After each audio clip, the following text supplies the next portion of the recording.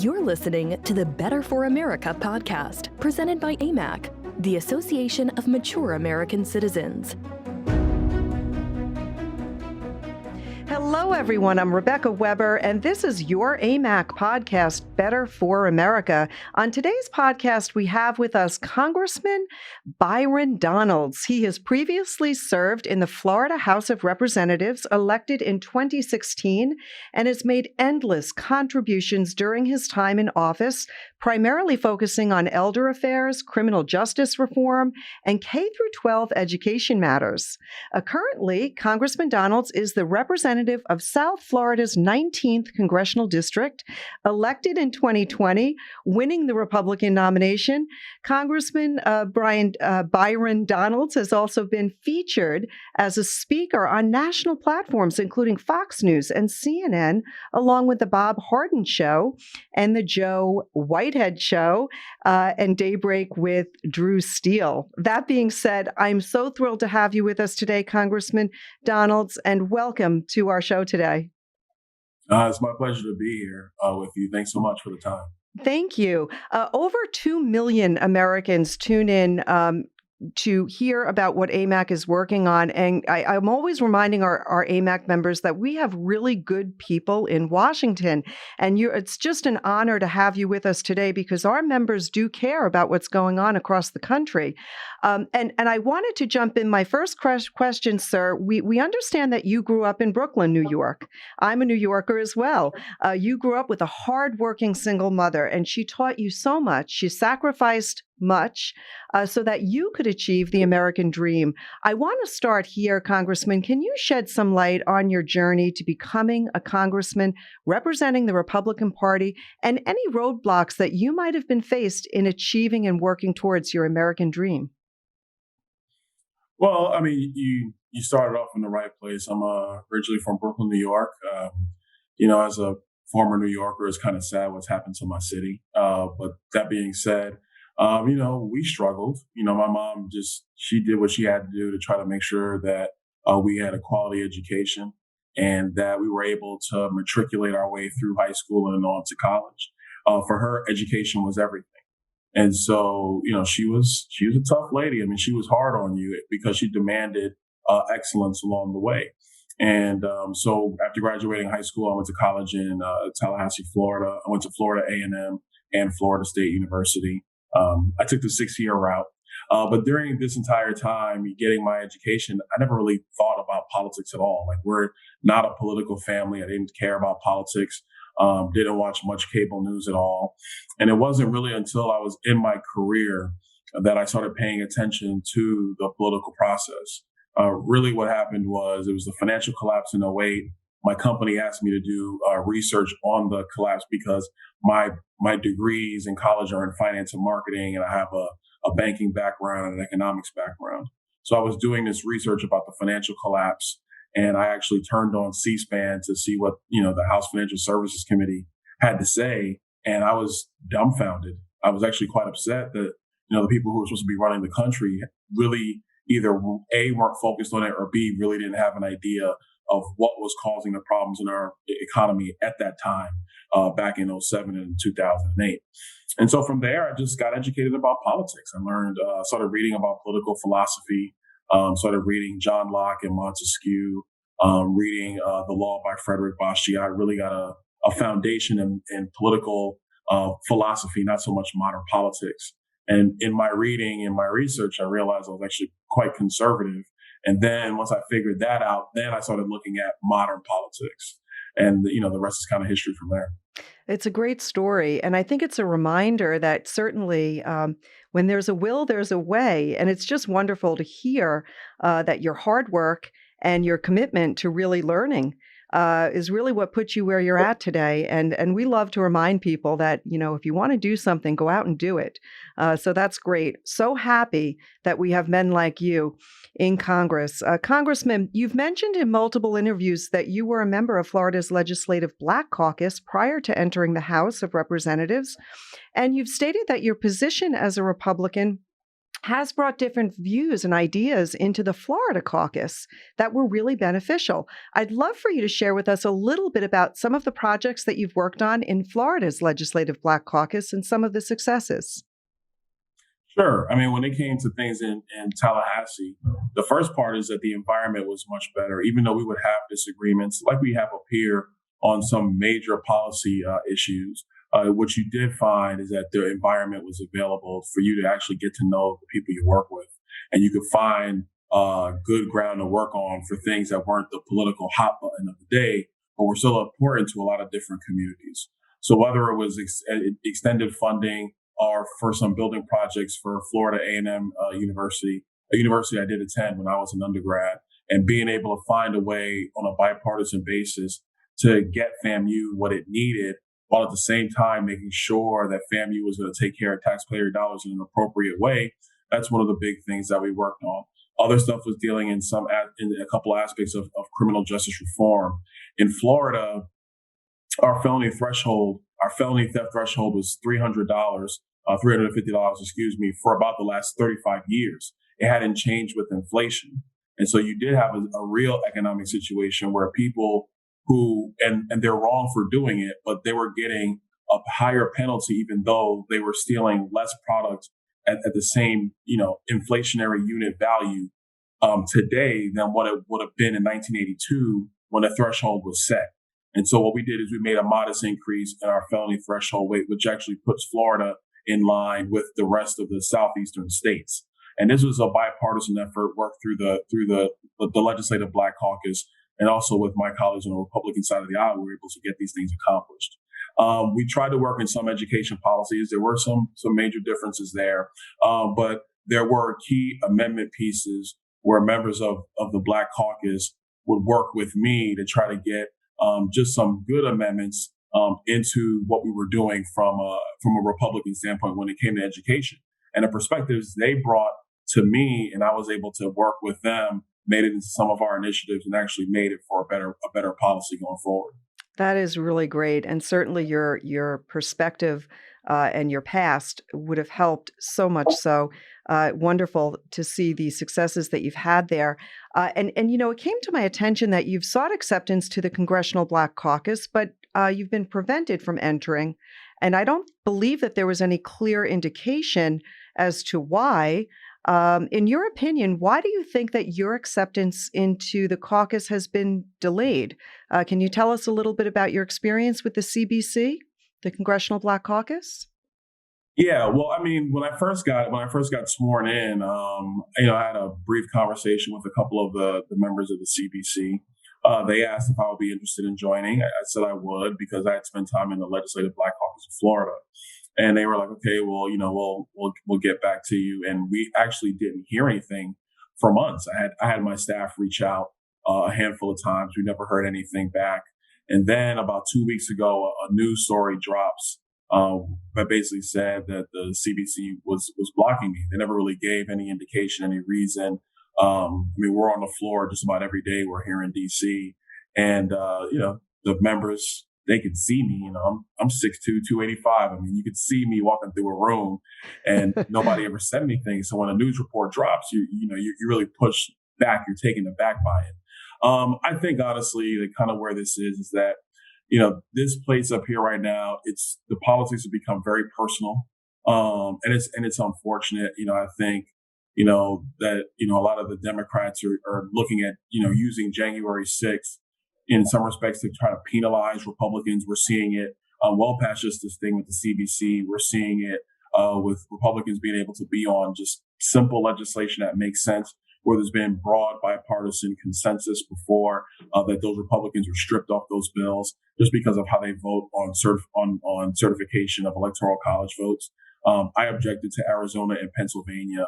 And so I don't know if it seems to me like that's really the only issue as to why. And it's really unfortunate because I think what shouldn't happen in our country is that you're basically distilled down to who you support or a vote that you've taken. Our politics should be bigger than that. Our country is definitely bigger than that. And it's really unfortunate to see it going on right now in the nation's capital. It sure is, and I've seen that you've taken part in some pretty intense interviews, and I applaud you because I've seen how folks try to flip the script to match their agenda or to get to answers that they're trying to get at. For example, I did see an interview of you on CNN. You were able to stand your ground despite some strong resistance. I know that you've interviewed on Fox News discussing this also again on CNN. And you posed the question, are people allowed to have their own thoughts in 2021? And Congressman, that seems to be a question that many of us are asking. It seems that we're targeted if our thoughts are not exactly aligned with those that are asking us the questions.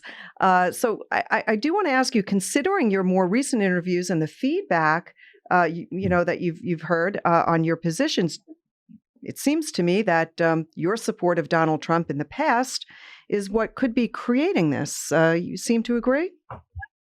Yeah, I think that's definitely the case. And it's unfortunate, because, I think President Trump did really great things for the country. I know that there are people in the country that do not agree with him, but that's the process. That's the way this works. The biggest thing we got to remember and we got to understand is that in our country, you're free to support who you want to support, and you shouldn't be vilified or persecuted for that. And I use the word persecution not to say that somebody's being harmed from a personal, physical standpoint. I'm using it from the standpoint that you are now ostracized, you're now canceled, you're now targeted, you're excluded. I think that those on the political left would never stand for somebody that had their political philosophy to be treated that way. I think it's very clear for conservatives to demand the same level of tolerance that the left so much always wants to have happen for them. And so, I think that's where we are right now. But it's what it's going to take, in all honesty. It's going to take, your members. It's going to take leaders up here on Capitol Hill to actually demand better and be better. And that's what I'm committed to. Very well said. Congressman, we have been polling our AMAC members every week. We typically put a poll up on our website, and those that opt in do receive a dedicated email, and they answer. And it's really interesting. You can check out our polls, and anybody listening should complete our polls. What we did was we asked our AMAC members, what is it that you really want us to work on? We're largely, we represent all Americans, but especially those people 50 and older as an alternative to the AARP. Now, what was very interesting is when we polled our members on a variety of issues, including their Medicare, their Social Security, election reform, illegal immigration, and critical race theory, among others, our members came back and said, we are very concerned about critical race theory. That was voted as their number one concerning issue. We know that critical race theory is currently a matter that's on the forefront of the political stage. And back in May, we saw that you co-sponsored legislation to combat critical race theory. Would you share with our listeners a little bit about what critical race theory is, whether or not why you don't support critical race theory, and shed a little bit of light on some of the legislation that you're working on? Well, first of all, critical race theory is something that's been around for decades. It actually has been around a long time. Its birth really comes out of critical theory, and critical theory is really an academic hypothesis trying to understand the economics of the world through a Marxist lens, through that kind of political ideology. Is trying for people who have that political worldview to try to understand America through economics. That's what critical theory was. Critical race theory is an offshoot of that. And what it tries to do is it tries to understand the laws of our country and the history of our country controlling for race, using race as the supposition to try to make sense for the legal documents, laws that have passed, Supreme Court rulings, the way economics are kind of flow through the United States, housing, criminal justice, things of that nature. The focus of critical race theory is to use race as the lens in order to try to understand all the different aspects of American life and American society and American government. Critical race theory, if it's at the collegiate level, if you have academics who spend time doing heavy research and theorizing on it, I mean, that's all well and good. People are allowed to study and theorize on just about whatever they want. It's a free country. The problem is that critical race theory is a subjective viewpoint of looking at American history and American law. It is not objective, it is subjective.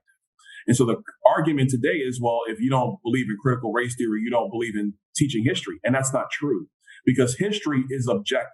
History is what it is. You cannot change it. I think my position is teach all of history. Like, don't sugarcoat anything, teach all of it. But where we must stop is where you make subjective arguments and subjective positions based upon how your view of history using race as the lens. And that subjectivity should not be taught in our schools. It should not be in our military. The federal government should not be dispensing funds to support the subjectivity of critical race theory. That's really the essence of the legislation that I signed on to, because if you actually look at the elements of it, and this is unfortunately what happens with the left a lot, they have a lot of subjective standards that seem to change all the time. I mean, voter ID is the perfect example right now, that change all the time depending on which way the wind is blowing on that particular day. And you cannot put that kind of rubric, that kind of oppressor-oppressed mindset into our military, into our government agencies, into our schools, where our kids are trying to learn, they actually want to be good people.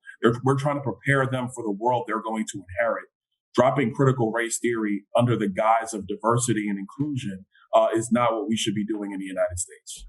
Yeah. And here at AMAC, we are looking to educate our membership so that they can understand exactly what it is, and giving them the tools to speak up, to have this conversation with their boards, to get involved with their teachers, to know what's happening in their local school districts. I'm with you all the way. I think it is critical that people do learn about history, all of it, as you've said, not to sugarcoat it. But I certainly, it worries me as a mother and as a grandmother that young children would be sort of trained to notice the color of the pigment of one's skin versus really trying to judge people on the content of their character. And our AMAC members understand that that is so important. We've come a long way over a number of decades, and we don't want to go back. We want to ensure that America continues to improve so that all Americans, regardless of your race, your religion, your gender, your height, your health, your geography, all have equal opportunity. But we also understand that we can never guarantee equal outcome because you're an example of someone whose own perseverance and your commitment to want to learn and to strive to accomplish is really what puts you where you're at today. And so I think that's for all Americans that I'm talking with that have reached some level of success, however you define success, would say that it comes from within. And so that is a message of hope for all people, that we love America, and we think that we can always do better, but we certainly don't want to turn the clock back. And I have a final question for you, Congressman, before we let you go. I know your time is so precious. Looking forward into the remainder of this year and into 2022, what are some of the key areas that you yourself are excited to work on? Oh, that's a great question. A couple of things. For my area down in Southwest Florida, we're going to be working on water quality issues. That's important to my district. And there's a lot there where the federal government, through the Army Corps of Engineers, has actually created the systems that exist, and those systems have created problems. And so I'm going to be working diligently with other members from the Florida delegation to address those problems.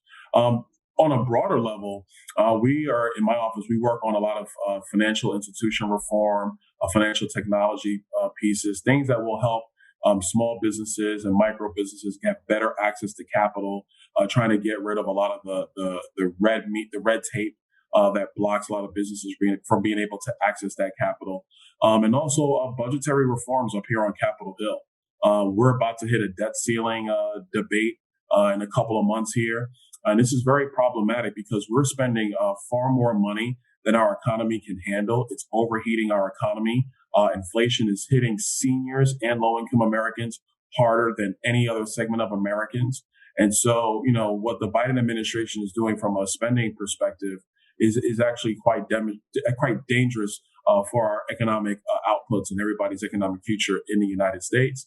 And then the last part is doing everything we can to hold the administration accountable when it comes to immigration and what's going on our southern border. I've been there twice. The vice president has not gone, which is quite telling, because if you go down there and you talk to Border Patrol agents, you talk to people on the ground who knows what is going on, the answers are very simple. It's restoring the Trump era enforcement policies will actually bring this border crisis to a halt. It would give us the opportunity to get control of our border, and then we will go from there. So that squarely falls in the lap of this administration. They know it. That's why their poll numbers are falling, and that's why they won't go to the southern border. So those are some of the things that we're taking a look at. But the last thing I'll tell you for your members is that, as a conservative, I'm actually quite optimistic about the next election cycle, 2022. I think that we are going to take back the House. And I believe that, the Democrats have really shot themselves in the foot with respect to their policy, because the American people are awake. They're aware of what's happening. They don't like these policies. They're not supporting it, and they're getting pushback within their own caucus from other Democrats. And so, at the beginning of this year, I was very, very concerned. I'm a little bit more optimistic, but it's important that your members stay engaged on all of these political issues that the country is facing, because it really does matter, because we're the best country in the world. Oh, that's wonderful. Thank you for those parting words. That is really great to hear from you. And we are thrilled to hear that you are working on so many important issues. We've got really good people in Washington. A lot of people don't recognize the good men and women that are doing so much of the important work. And so to have you on today is just really a breath of fresh air. I appreciate it. Congressman Byron Donalds, thank you so much for joining us. And folks, if you have not downloaded our AMAC News app, please do so. Go to your smartphone, go to your app store, and download the AMAC News app. We're giving you news that you will not find in mainstream media. So go ahead and do that. And if you like today's episode, please make sure that you hit that like button below. I want to thank Congressman Donalds for joining us. We hope to have him back with us again soon. Until next time, folks, I'm Rebecca Weber, and this is your AMAC podcast, Better for America. We look forward to seeing you again on our next podcast. Have a great day, everyone. Thank you for listening to the Better for America podcast. To learn more about AMAC and all it has to offer, visit us at www.amac.us.